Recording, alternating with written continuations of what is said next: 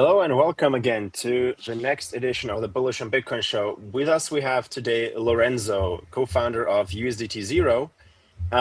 We'll be talking about stablecoins. We'll be talking about gold and Bitcoin, obviously. Lorenzo, first thing we always love to ask is, tell us about your journey. How did you get into, I guess we say crypto, stablecoins, Bitcoin. How did you first get started? Yeah, sounds good. First of all, thank you for having me. Always very happy to talk about everything specifically gold and Bitcoin related. I've always been kind of a gold bug and a Bitcoin maxi all my life, so always very, very happy to touch upon those two topics. So yeah, basically my name is Lorenzo. I'm one of the three co-founders of USDT0. I'm DeFi-native myself. I've been involved in one capacity or another in this industry since late 2020, early 2021. I've been able to witness basically the entirety of DeFi Summer, the things that went amazingly good, the things that went amazingly wrong, and so on and so forth. And for myself and the rest of my co-founders, for the last 3 years, more or less, we have been working on a bunch of different Tether products. We've been involved into a bunch of the old native deployments standard, specifically the Celo and the Ton one. This was something that we did together with the Tether folks on a technical perspective. We were part of the team that shipped out Alloy, which used to be one of the Tether products, the only Tether product that was allowing you to collateralize a stablecoin with XAUt. And then for the last basically 2 years and a half, we've been focusing extremely heavily on all kind of interoperability related situations. And then we've been able to get to the launch of USDT0, which has been what we've been focusing on basically full time for the last 2 years straight. If that makes sense. Cool, nice. Yeah, I mean, you guys, you've been quite active in the space. I mean, what was the number you just hit in terms of transfer volume? I think it was like 500 billion? 100 billion only. I wish it was 500. 500 okay, would have been very nice. But yeah, it was kind of 100 billion in 525 days, which to our knowledge is the fastest growing stablecoin interoperability platform in history of crypto and on the planet. It's been quite an insane journey, and definitely not something we were expecting when we launched it January of 2025. What would you say is, where's the volume coming from? Like, what would you say is the main volume driver right now? Is it the launch of new chains that drives a lot of stablecoin demand? Is it basically users and big institutions moving between different new launches, or is it something else? So the truth is that we're extremely lucky. So first of all, we're built on the most widely used asset on the planet, which is USDT, at least in the crypto space, which means that it's very, very easy for us to acquire new users. A lot of people in the planet need access to USDT, and they usually need access to USDT on the chains that they are already onboarded on. That makes it much, much easier for us to come in and actually conquer a large chunk of volumes or a large chunk of market shares in those ecosystems. When it comes to who actually is using the protocol, this is something quite interesting. We spent months trying to actually look into these numbers and understand who's using it and why. And what we found out is pretty interesting. Number one, the vast majority of the volume when it comes to the actual dollar amount comes from a very few numbers of individuals. Because of the way USDT0 is built, it allows you to transfer any size of USDT between chains for no fees at all. This makes it the perfect tool for large hedge funds that are farming on platforms, centralized exchanges that are rebalancing their treasuries, large whales that need to migrate their treasuries from Arbitrum to Polygon. These characteristics basically make it quite a lot of a whale's game when it comes to the total volume moves. A lot of the volume comes, as I said, from these big areas. Mostly the one that we look at it the most is the centralized exchange aspect. We have Binance, Kraken, OKX moving billions of dollars every week, every month, I guess, on our railways. But another thing that is extremely interesting is that our usage kind of mimics Tether usage one-to-one.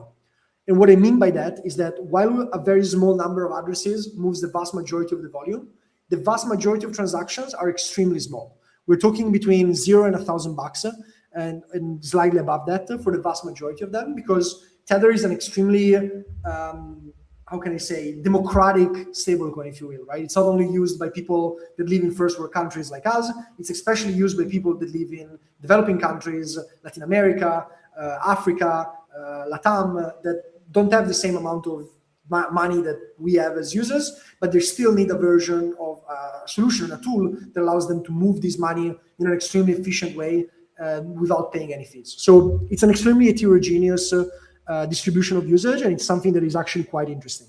Another thing that we're noticing is that while our volume kind of plateaued at around $700 billion a week, so give or take $150 million a day, the amount of actual transactions and unique users is going up steadily, constantly over the last 6 months, which is something extremely nice to see, because it means that despite the market and the entirety of the crypto industry is kind of slowing down and in certain cases collapsing on itself, stablecoin usage and USDT0 as a network usage is actually keep increasing, and the demand is just growing and growing.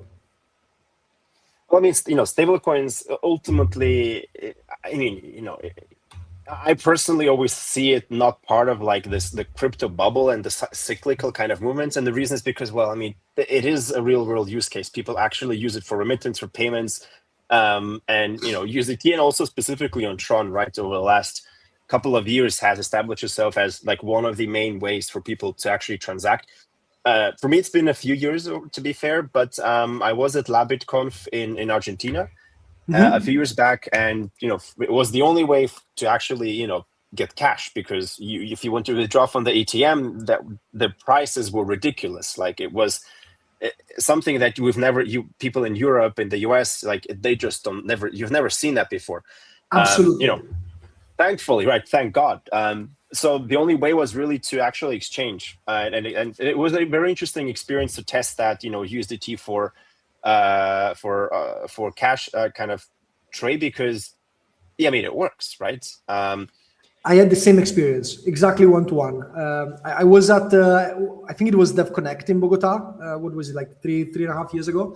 And I arrived there, and the idiot that I didn't bring any cash. So I was like, okay, so I have no cash. My bank accounts obviously work, but a lot of stuff, especially in Colombia, was happening cash-wise. How in hell am I gonna ever get some cash? And then I understood right there exactly the power that USDT has in all of those places. Effectively, I just sent TRC20 USDT to a guy, and then 45 minutes later, he was in the lobby of my hotel with a bag of cash, and he just gave me the bag of cash, and I gave cash to all of my friends, and they paid me back in USDT. One thing that I always say, and I sound like a broken record, but I will go in my grave screaming at this, is that stablecoins were not meant and were not built for us. And when I say us, I talk about people that live in Europe, in the US, very highly financial and highly banked countries. Stablecoins were built for somebody else. And that's why Tether is, and in my opinion, will remain king, is because effectively they are the only stablecoin on the planet that focused on that particular niche of users, which ended up not really being a niche, but being the vast majority of people that are actually using USDT every day. And as you said, most of them use USDT on Tron. Most of them don't even know what Tron is. Like, I've seen it firsthand. You're in Africa and you're speaking with people in Tanzania, and they either have M-Pesa or they have USDT, and then you tell them on which chain. You're like, what do you mean? What's a chain?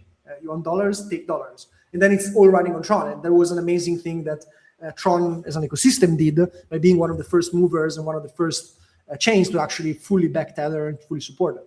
And now they find themselves with what, in my opinion, is one of the nicest thing and one of the nicest use cases that has come out of our industry. Like, effectively doing what Bitcoin was meant to do, and is partially doing it. It's probably not there yet, but bringing this financial inclusion to the next 100 millions, 500 millions, billions of people that every day need to have access to the dollar, because their fiat currencies are losing 35% in a year, and they cannot live like that, right? From this, there's like two interesting directions we can take the conversation. I'll start with one, and then, but they're obviously a bit spicy. So, Tron, right, has been around for so long. Obviously, there's been controversies, whatever, but nobody can essentially argue that against Tron having PMF, Tron generating revenue, Tron being the place where the majority of the global population actually uses USDT. What about the fees, right? The fees on Tron have actually gone up quite a lot over the last few years. It started with like, hey, a very good alternative to Ethereum because it's cheap. Now it's actually more expensive almost, right, to transact USDT on Tron. And there's so many other alternatives. Why has Tron remained so dominant? Why are others struggling? I mean, obviously you have now, you had the ETH2s, right, offer basically almost free transfer. You now have Plasma and other chains that launch kind of with basically zero fee stablecoin transfers. Why is Tron still so dominant? And what do you think, will happen in the future? Do you think that dominance will remain?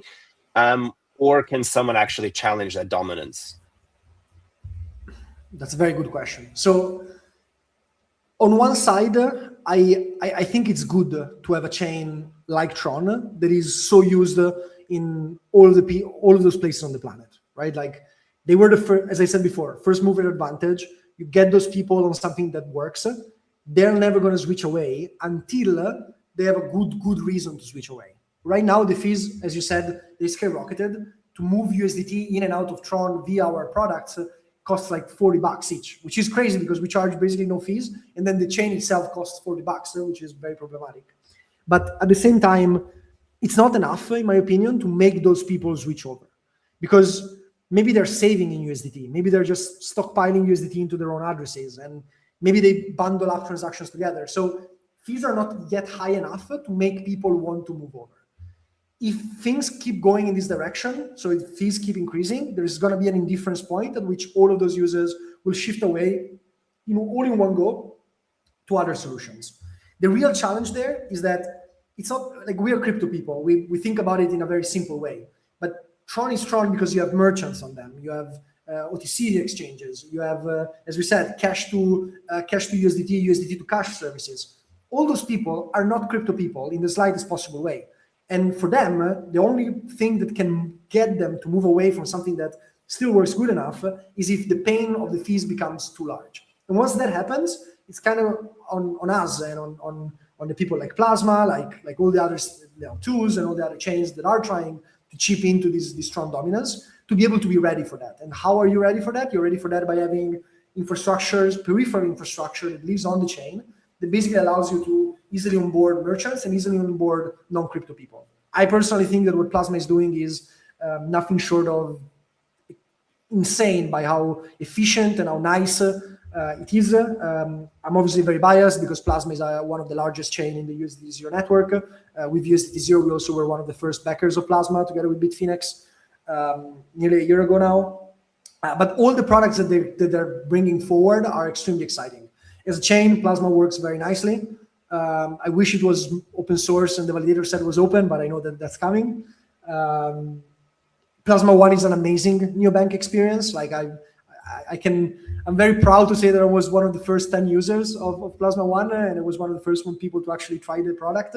And I completely went from using my UBS account 80% of the times to using it less than 30% of the times. And now everything else I do is via Plasma One. I can send USDT0 from any of my chain directly into my Plasma account. I can get cashback and I can get XPL tokens, and I'm happy. Like that's perfect for somebody like me.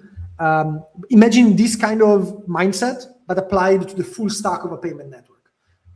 The on-ramp, the off-ramp, the integrations with traditional financial services. All these things are things that are so important to be able to even think about going after Tron dominance that it's very, very hard to do, but there are many teams in the space now that are doing it, and thankfully USDT0 is one of those building blocks, I guess, to get to that point. Because think about it like that: when Plasma launched, Plasma was the fastest growing USDT chain in history.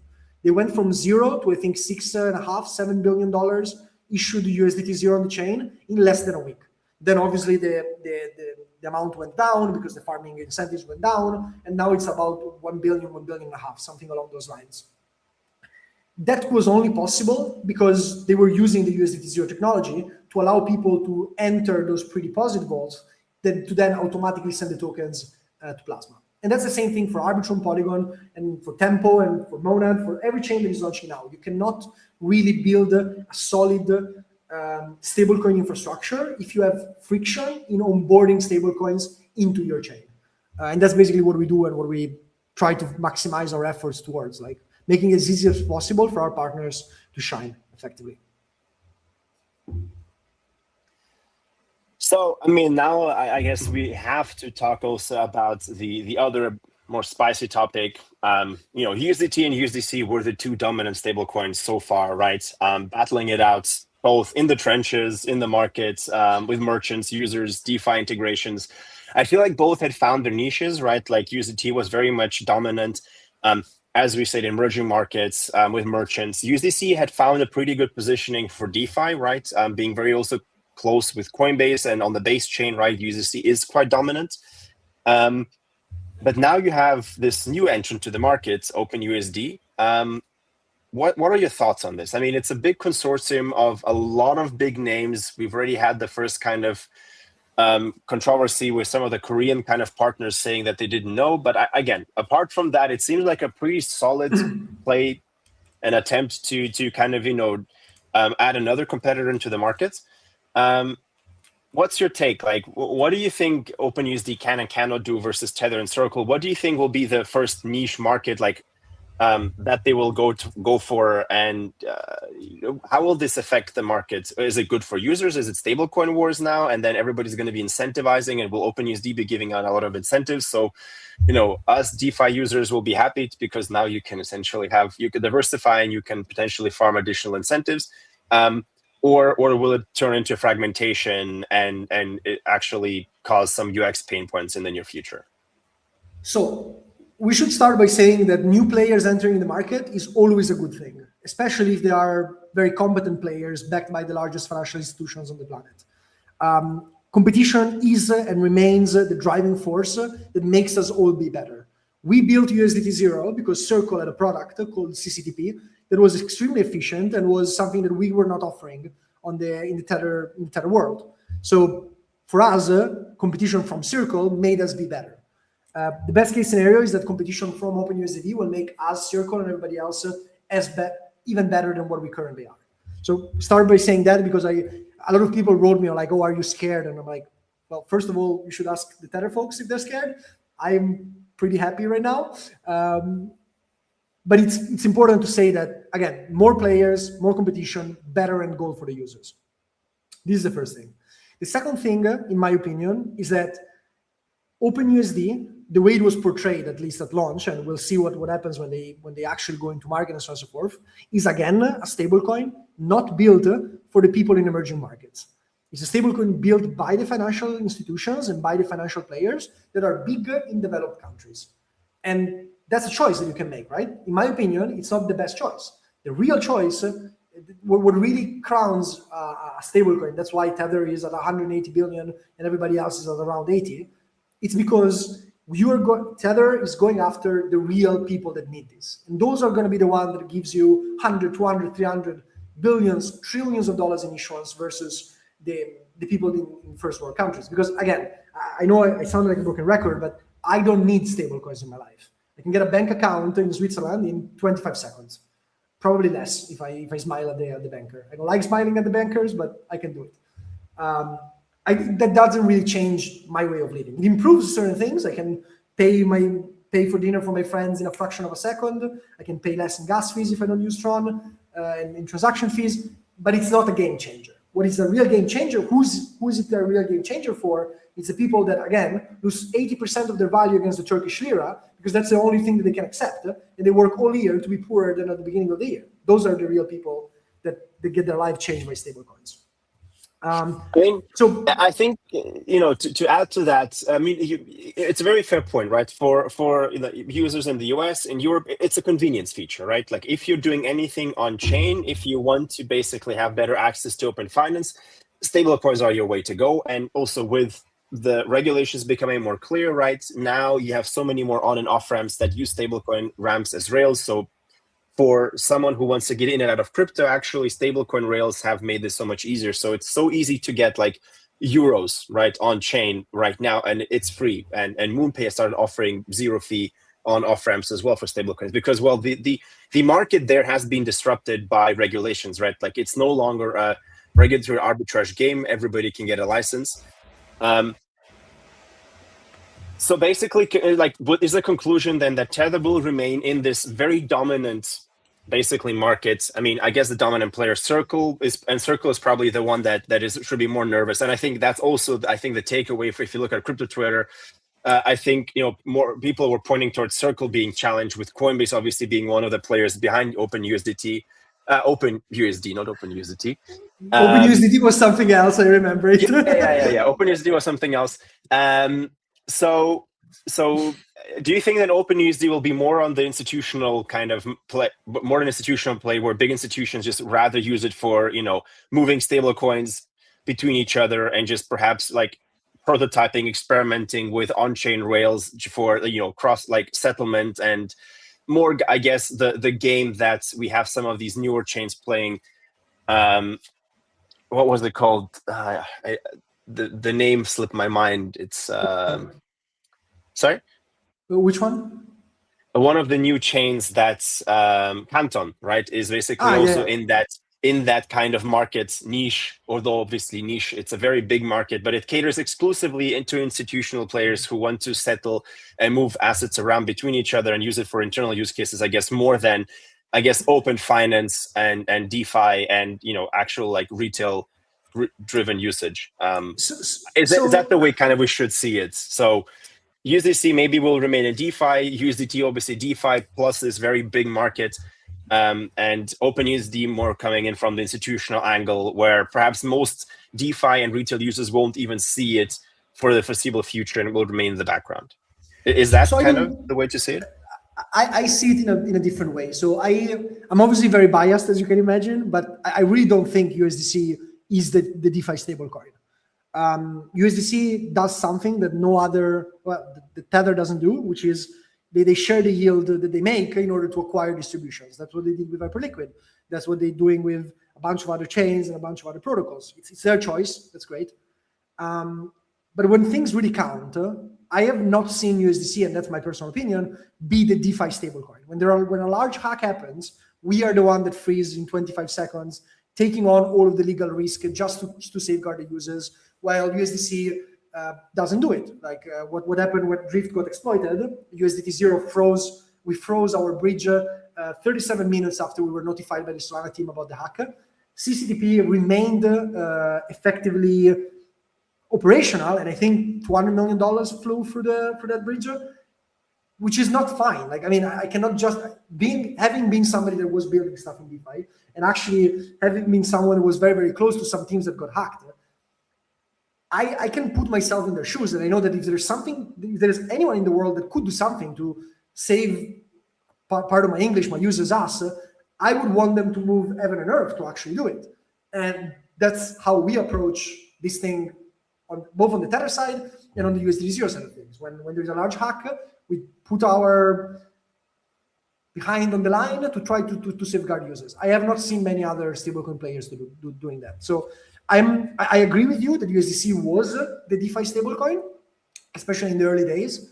Also because there was a lot of communications being pushed by certain parties against Tether, and they don't have the money, it's all a scam, these weird Italians.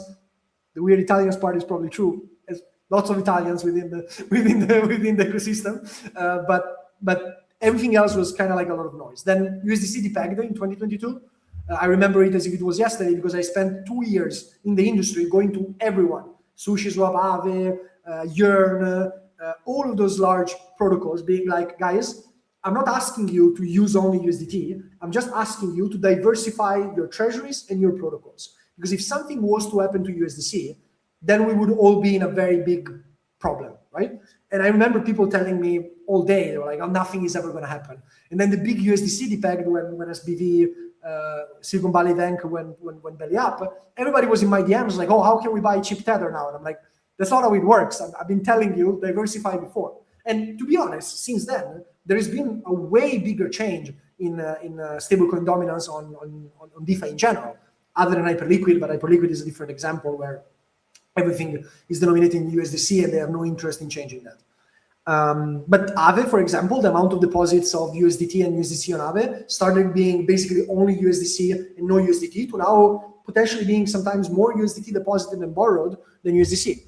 So I think what Circle is very, very good at, and you have to give dues when dues are due, is the fact that they have an amazing marketing and product team that can really shape a stablecoin for first world countries. So if you're in the US, you're probably only ever using USDC and nothing else.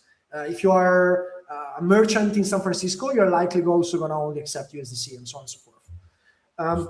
But now that OpenUSD comes in and they have a very strong partnership with Coinbase, with Visa, with MasterCard, with all those players.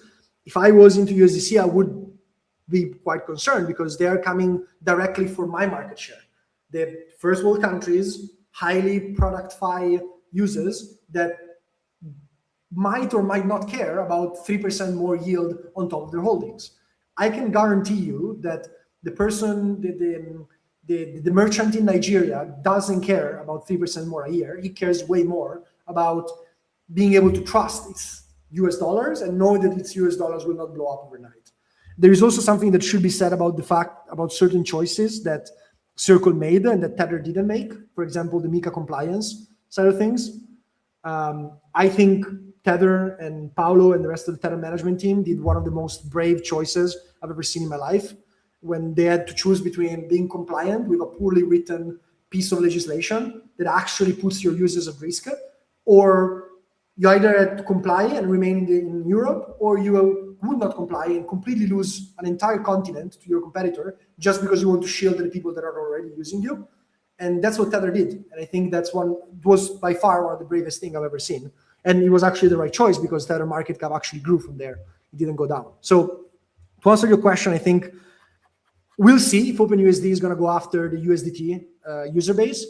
They can try. It's very good if they try because that means that those people will have more competition and will likely have a better product at the end. But at the same time, it's extremely difficult because all of those are very, very sticky users that have no reason to change. But yeah, the big competition will probably be within Circle.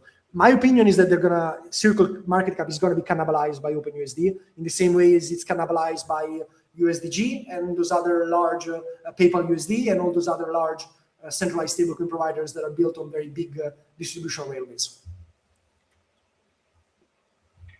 Cool. Now, kind of moving beyond just USDT.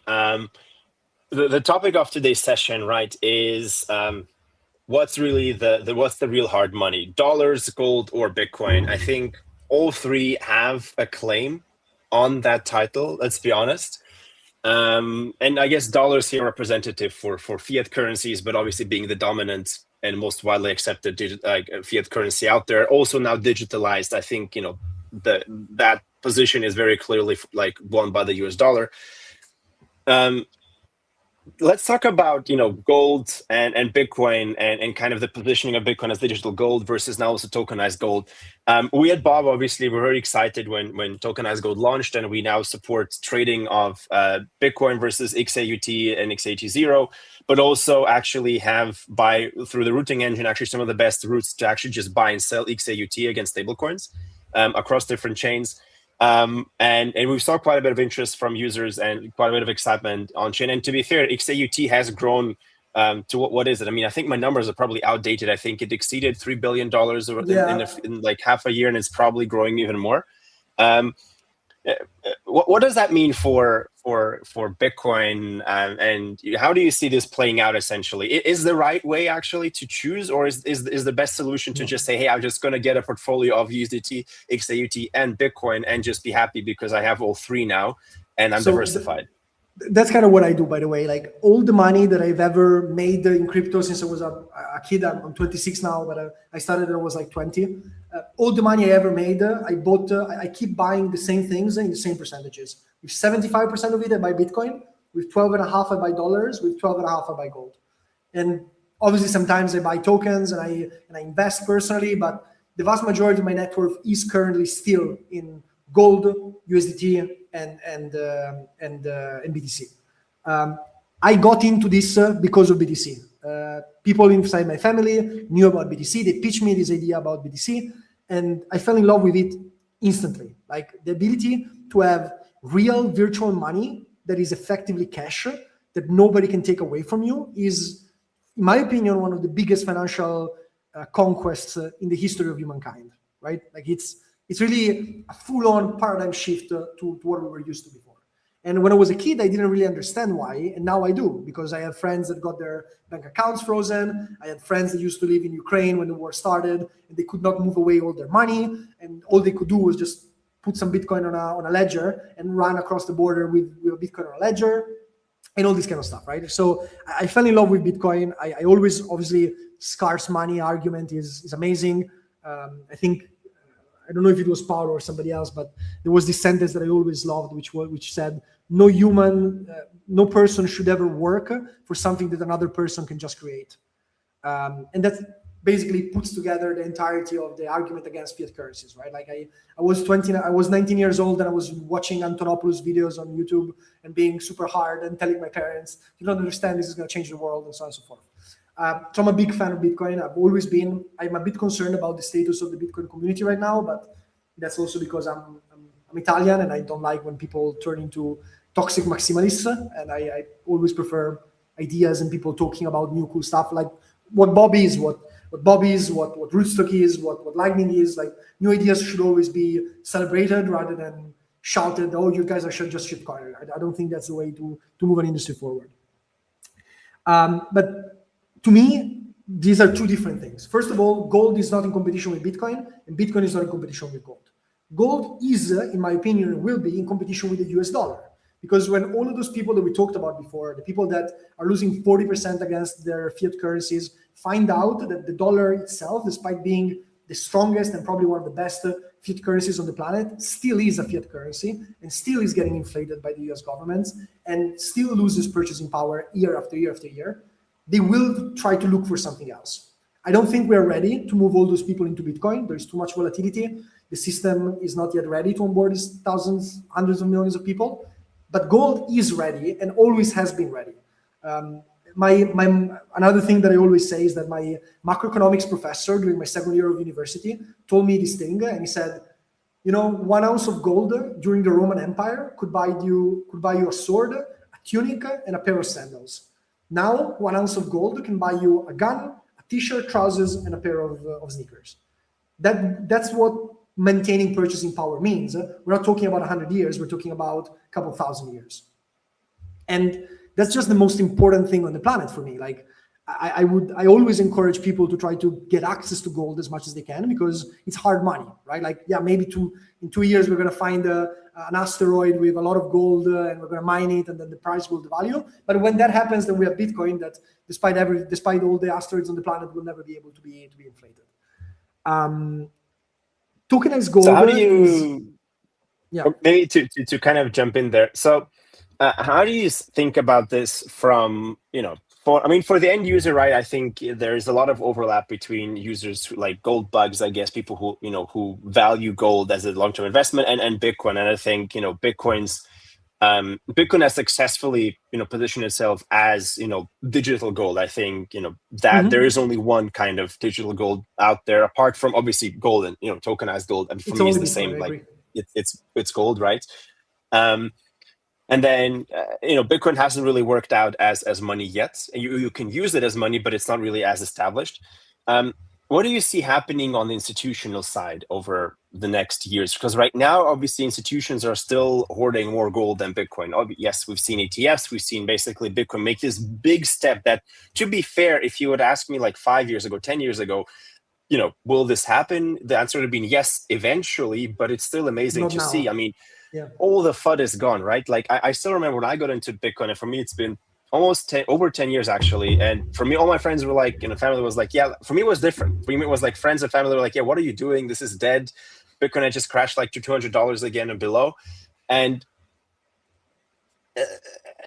basically, you had all this FUD spread and, obviously legitimate criticism about the energy consumption, but that's all gone. I don't hear any of that anymore. And I suspect that, well, why? Because, the banks are now selling it to my grandma. and now probably. Suddenly you would have guessed, right?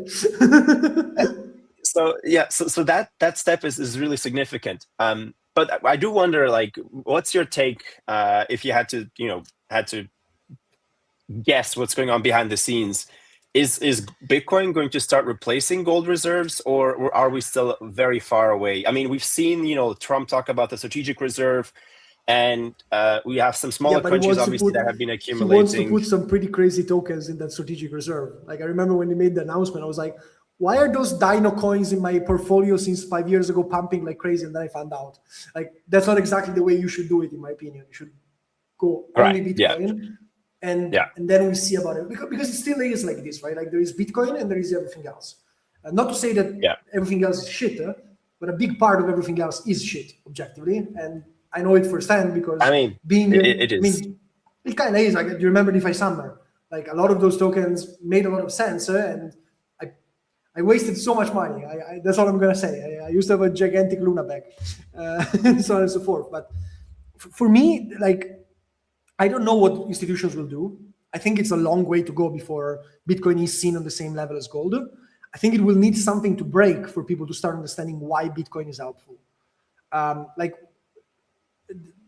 my grandfather would have understood why Bitcoin was needed much more than what my mother and father actually do. Because my grandfather has been through World War II, and the understanding of Bitcoin for him would have clicked immediately, because it's actually cash, but you don't have to go around with a gigantic suitcase of cash and be robbed when you're going around, you know? I think it's going to take time. I think something big will happen. Bitcoin will go down a lot when that happens, and then it will go up again because people will understand why it was built. I'm not a big fan of the way Bitcoin is being positioned, as you said, sold to your grandma. That's not what should happen. Like,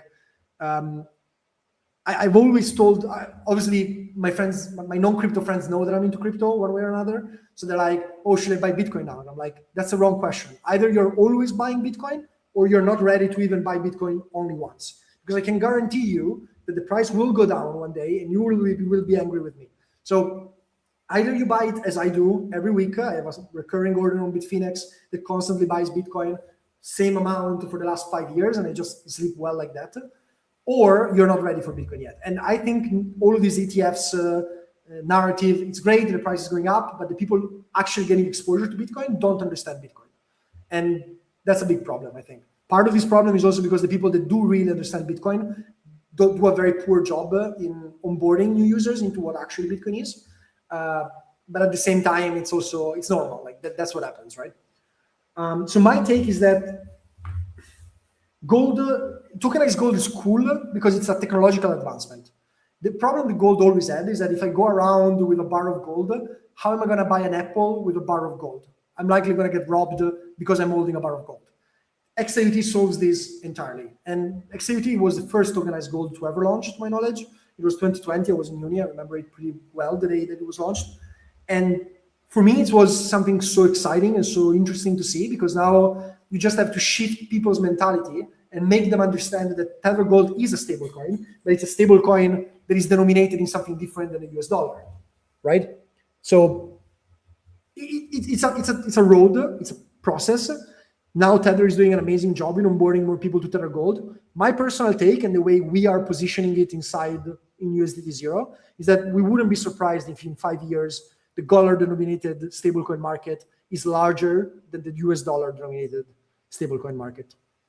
Because, you know, things happen very slowly and then all at once, especially if something big breaks. And I think it's very important that we are basically ready. I mean, this is an interesting, also a bit scary prediction, because that's what IOCOM is always, you know, when I go into debates with Bitcoin maxis and who preach hyper Bitcoinization, it's a nice vision in theory, right? That yes, everybody uses Bitcoin, and then if, you know, the goal is that we should be ready, and I think that's why all the Bitcoin L2s have emerged, that we want to figure out ways to position Bitcoin to be ready to onboard billions of people. But for that to happen, right, that something bad has to happen, something has to break, and I don't think anybody wishes upon us that incident, something that happens in this direction, because ultimately a lot of people will suffer from that. But I think, you know, and I guess that's why we're all building in crypto and DeFi, is there has to be an alternative. There has to be a better place to kind of, for people to go that get debanked, that don't have good access. And thank God for now, there are parts of the world that don't have these issues, but, you know, you can see cracks appearing, and that's definitely worrying. Same interesting prediction. So tokenized gold potentially more higher market cap than tokenized dollars in whatever time period, like years. I spoke with people within Tether that were the one that were pitching me USDT when I was really a kid, and they were telling me this thing is going to change the world, and I was like, sure, it's going to change the world. I'm going to go back playing Black Ops 2 and reselling sneakers. Thank you for that. That's how they're talking about Tether Gold, because they do see the gigantic appeal that hard money has on all of those users that are just constantly trying to improve their way of life, right? So I don't know if it's likely that Tether Gold market cap will be larger than the USDT one, but it's definitely a possibility. And we want to be ready for that, because if that happens, that, as you said, that means that something very big broke. Another thing that I think two things that I think are very important. Bitcoin has something that no centralized stablecoin on the planet will ever be able to offer, which is the fact that you cannot censor anyone on the Bitcoin network. You cannot seize Bitcoins away from people unless you have their private key. This is something that is not true for USDT0 or XAUt0. Like, we process freeze requests from law enforcement agency once every 2 days, basically. Why? Because we are a company and we have to comply with laws of man, if you will. And if the FBI comes in and says, hey, this guy got all of his money stolen, freeze them, I can freeze them, and I have to freeze them, and I will freeze them. But at the same time, who decides what's wrong, what's right or wrong, right? Like, that's something that, for me, it's a superpower that Bitcoin has and that no other asset on the planet will be able to have. Because I can very simply, like, if I'm trying to escape from a dictatorship, I'm not going to keep my money in a centralized stablecoin. Probably, I'm likely going to keep them in Bitcoin, because come and freeze it, come and get it. This is one important thing. And another thing that I'm sure you had the same discussions with the Bitcoin maxis, and those are the things that make me super angry. Like, I live in Lugano in Switzerland. I don't know if you're aware, but the Lugano Plan B is here. I go around and I pay everything with my Bitcoin Lightning. The Plan B forum is here. I pay my office in Bitcoin Lightning as well, which is pretty funny. But effectively, but you do that but you do that out of interest, not because you have yes, to, right? Yes, like, absolutely. It's much easier to take out my UBS card and tap, 100%. But at the same time, I'm one of the 50 people that actually pays in USD. People pay in USDT quite a lot. With BTC Lightning, not so many. But I do it because, like, I put the stickers on the POSs, so I cannot not do that. It feels me. But Lugano has a lot of Bitcoin maxis here, people that claim to be Bitcoin maxis, and they're super critical of DeFi. And that thing makes me absolutely fucking crazy. But they're not maxis, right? I think Bitcoin maxi is such a broad term. I'm a Bitcoin maxi. I've been working on Bitcoin over 10 years. But I think, and I found like the laser eye, I guess, is like a subcategory of people that basically see everything else is bad, only Bitcoin is good, and you should sell every penny, and you should only buy and live off Bitcoin. And it's more treating Bitcoin as a religion than basically as anything else. And I don't know. I've never made, fair, but I've to be fair, and that's the beauty of Bitcoin. Bitcoin is whatever you want it to be for you. There is no right or wrong. And I think that is the subtle difference where I struggle with, I guess, laser eye maxi culture is, why would you tell me how I should or should not use my Bitcoin? And why should others not use Bitcoin and DeFi? Why not? Like, if people want that, and clearly they do, look at how much wrap BTC there is. Why should they not? Why is that a bad thing? To be fair, I have to say that it has changed a lot. I remember I would get uninvited from Bitcoin conferences. So I would go, I had the luck of getting a chance to speak at Building on Bitcoin and Breaking Bitcoin. And, it's sad that they don't get organized anymore. Those were some of my favorite conferences. But then at some of the more laser, I would get uninvited. In Austria and where I'm usually based, I went to Innsbruck and they wouldn't give me a speaking slot. Why? Because I was talking about stuff that goes beyond just hodling. And I'm like, but okay. And I was not a fan of the conference because it was all about just preaching and podcasters and people who don't really contribute to yes, education. I get it. And sure, like it certainly appeals and it gets more people into Bitcoin. It's not a bad thing overall, but it didn't appeal to me. And funny enough, right, then BitFam emerged and you saw this kind of after ordinals, like, I don't know what happened. I would say it was a culmination of a multi-year effort of basically getting the Bitcoin community out of the dark ages, because after the block size wars, I feel like we plunged into a period that I would call the dark ages, where if you were doing research and you're trying to innovate, you were shunned out of Bitcoin. A lot of my research colleagues left, right? I agree. A lot of them left. Some of them went to do Sui, Apto. Some of them went into Ethereum and other ecosystems because you couldn't do anything, right? If you would go and you say, hey, I have an idea, and you would even, and it could be a fork. No, it cannot be. Go away. But bear in mind, like, some of the people that I respect the most on the planet are laser-eyes Bitcoin maxis. And I have huge discussions with them every time we talk about this. Like I train here in Lugano with Giacomo Zucco, which is one of the nicest people on the planet, and probably the human being for which toxic maximalist terminology was created. And you need those kind of people, right? You need the people that as soon as you try to think about an ordinal, they bang you on the head and they call you a shitcoiner. That's fine. I get it. And I also get why. Everybody has the right to their own opinion, right? Like, yes, I think that's the beauty of it. I get the why. Like, because you have seen so much dirt and so much shit and so many people that just came in to try to scam other people that you get into a laser eye position. And I respect that. Like, I absolutely get it.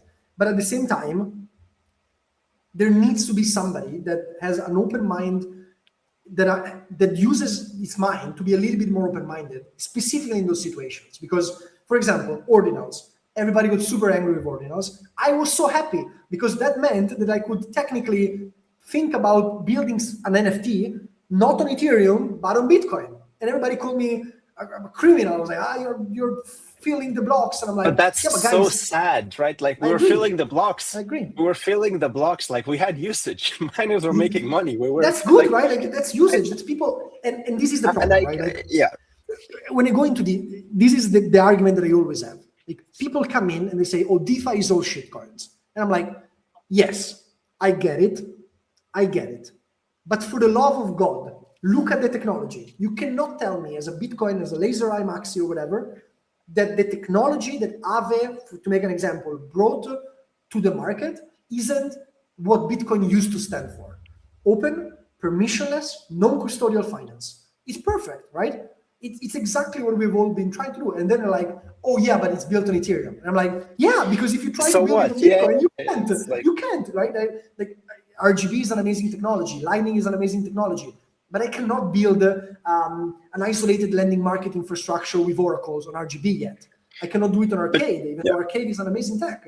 I cannot do it on It's not meant for that. It doesn't work, right? And it's fine. Like, yeah, exactly. It's fine. But then let's try not to go against the people that are actually trying to build something cool and new. Because if I'm trying to build something cool and new, maybe I'm building it on Ethereum, but as soon as you give me the ability to build it on something that is more resilient than Ethereum, like Bitcoin, maybe I will try to do it. And I'm not arguing to make Bitcoin EVM compatible in any way, but I'm a big supporter of all of those side chains infrastructures. I really loved Botanics in the past. We're live on Rootstock. We love Rootstock. We are exploring heavily on Lightspark. We speak with Lightning Labs basically every week to try to figure out a way to support them with Arcade and with all those people. But the technology is not there yet. Like, people on Bitcoin are trying to solve things that on EVM and similar language models have been solved 10 years ago and been solved 10 years ago, you know? And for me, it's problematic to be able to support, like, I want to be on the cutting edge, right? I want to be on the cutting edge of technology where we're building the coolest possible new shit. And it's fine if that coolest possible new shit is not made for your grandma or my grandfather or the people in Nigeria yet. But that's where I want to be. And I want to build something that is so resilient to then be brought back to Bitcoin. But I can't right now because all the people in Bitcoin that I have had the experience to work with, they don't even understand why. Like, I don't want to say who it was, but I was speaking with a team that was building a scaling solution on Bitcoin.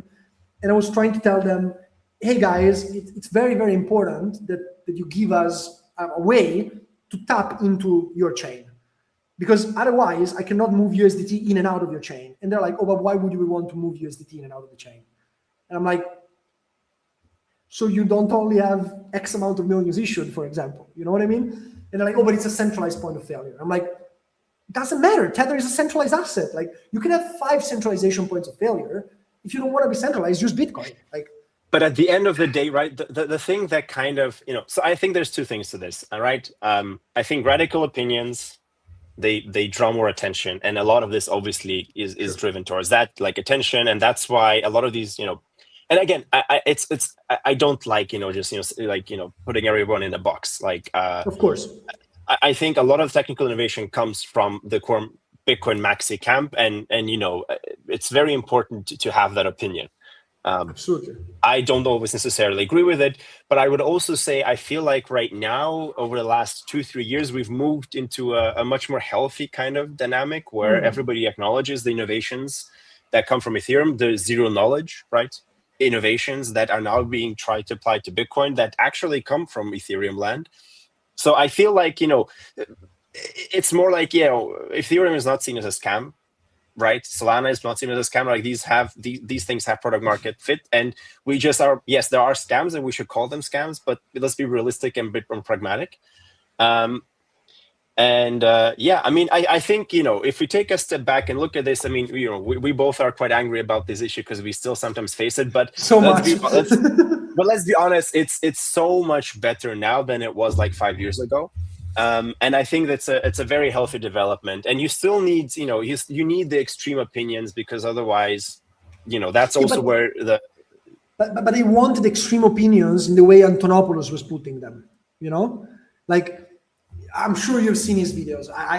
The first time I got introduced to the industry was reading The Internet of Money. Like, it was the closest thing to a god that I've ever had in my life. Like the speeches and the YouTube videos and so on and so forth. I remember him saying there's going to be children in classrooms that are going to have their own version of Bitcoin. What's that? That's a meme coin, right? Like that's exactly what everybody's now pointing the finger against. I want that kind of argument and that kind of stewardship of the Bitcoin ecosystem. I don't want to see somebody saying you should take all your money and buy Bitcoin, borrow all money you can to buy Bitcoin, and then work to make more money to buy Bitcoin. Like that, I don't think that's a healthy way to see it. The healthy way to see it is that you should spend all your time to understand Bitcoin deeply, what it technically is, and why it's such a game changer for probably billions of people in the future. And then you can start putting money into it. But hodling and just max bidding constantly is not the way to do it. And it's actually going to alienate way more people to the industry than the people that you're actually onboarding, in my opinion. Fully agree. Lucky for us at this point, I think what we've all realized is that camp of extreme opinions doesn't necessarily actually influence what happens with Bitcoin. There are debates about forks again, and honestly, I don't think anyone really cares, right? Let that be. I think, the builders are building, users are coming. I think Bitcoin is the best way to on-ramp the next billion people into on-chain finance, right? It is the wedge. It has a bigger brand than Apple. It's the one thing people know. So yeah, exciting times ahead. Lorenzo, we're at the end of the show. Thank you so much for joining us today. Super and nice. For everybody listening, we'll be back with another show, I think in 2 weeks, with another guest. Stay tuned and follow us on Twitter. Thank you so much. Thank you so much for having me. Bye-bye.